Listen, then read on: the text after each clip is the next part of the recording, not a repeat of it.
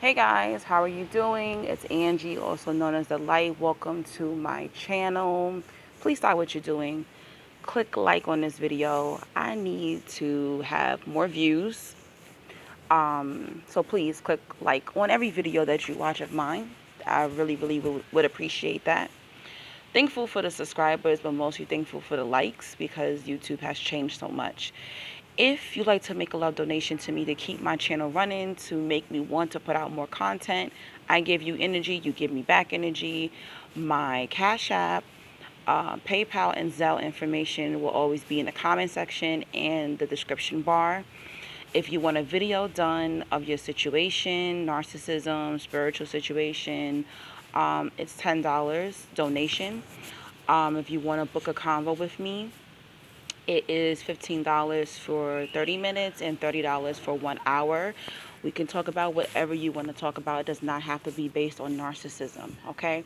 So this video today is from somebody who booked a convo with me, and I decided to do a video based on the situation because I myself kind of have been in the situation he has been in, or continue, right now he's still trying to detach himself physically and mostly emotionally and spiritually.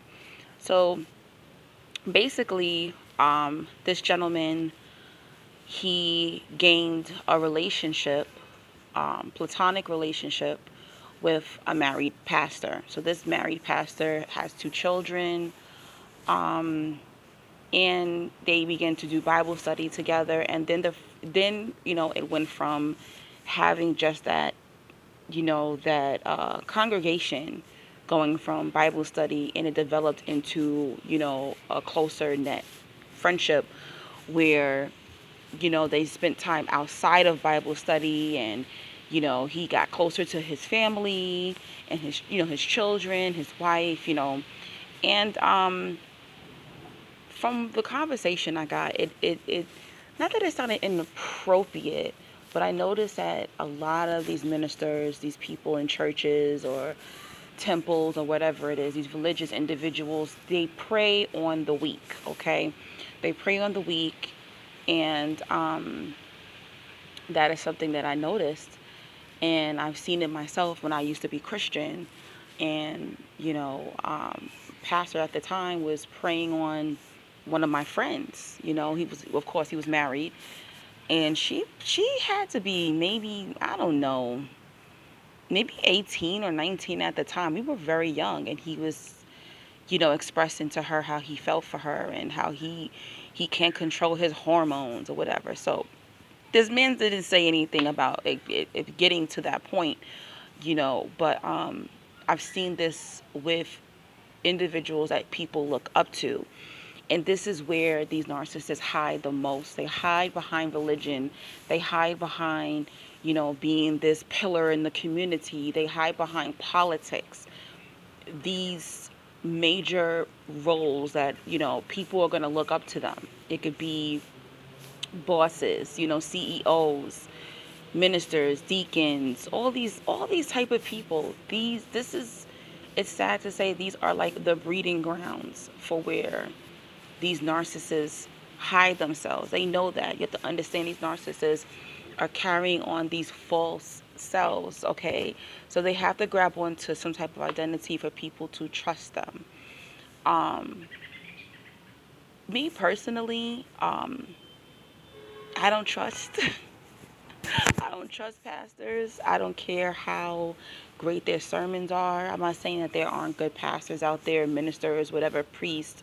I'm not saying that, but I think there needs to be some type of boundaries, even if you do become close to them and it's not safe. Whether you're a man or a woman, because this is two men.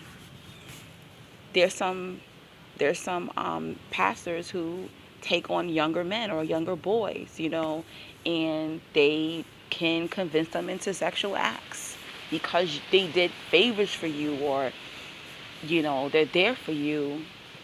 There's a lot of things that go on. They could be heterosexual men, and because that pastor bought them a car, or that pastor did nice things for them or kept them grounded when it came to religion. You feel so comfortable with them.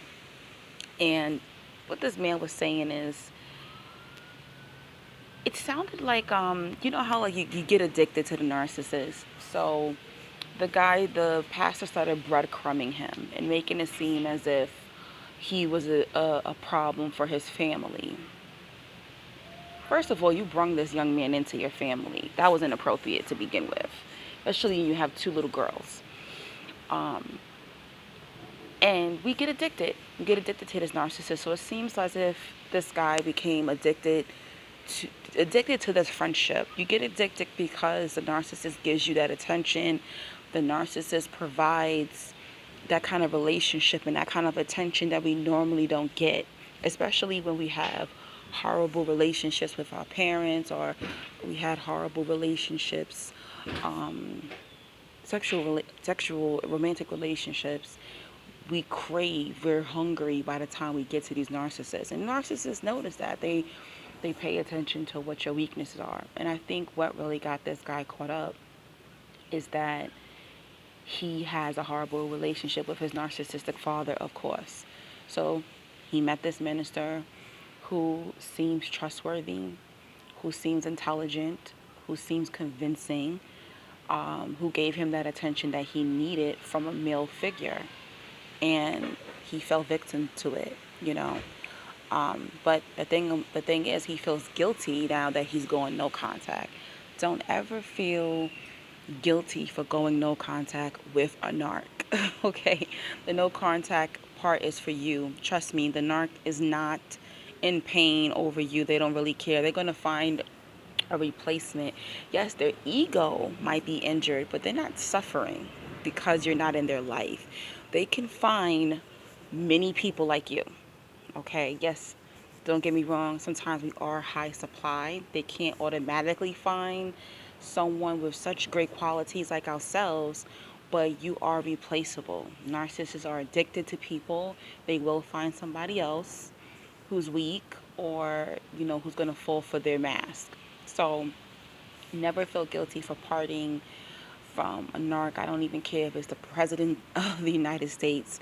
Never feel guilty from getting your shit together and letting go. Okay, and that feeling that we have is because we miss the mask. We miss who we thought that individual was. It's not the real them. Okay, another thing that stood out to me that he told me, this narc gave him a printer for his computer, right? And when he went to the printer, there was pictures of the pastor's two daughters in bathing suits.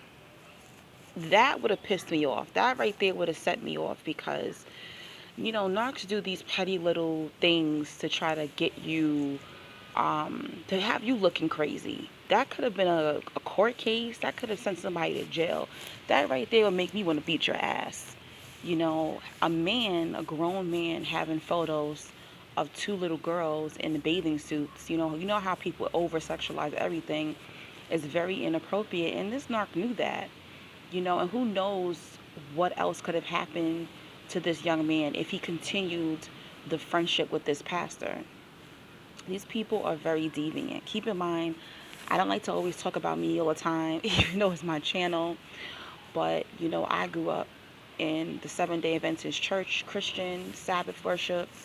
And, I was molested by my stepfather, who was a deacon, who was an elder, who worked with the youth, teens.